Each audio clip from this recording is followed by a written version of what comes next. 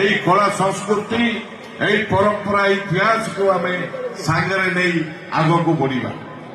ସେମିତି ଗୌତମୀ ଗ୍ରାମର ଗୋଟେ ଇତିହାସ, ଗୌତମୀ ପଞ୍ଚାୟତର ଗୋଟେ ଇତିହାସ, এই ইতিহাস ବହୁତ ଲମ୍ବା ଇତିହାସ।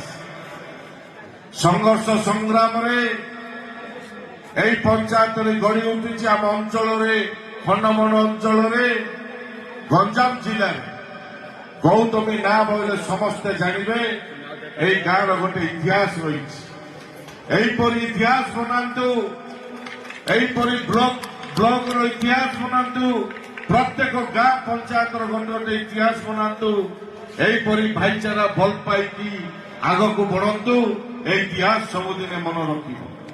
ଆଜି ଯୋଉ ଖୁସି ଲାଗୁଛି যে ପଞ୍ଚାୟତରେ ଯେବେ ଆମର କାର୍ତ୍ତିକ ପୂର୍ଣ୍ଣିମା ଯାତ୍ରା ଆସେ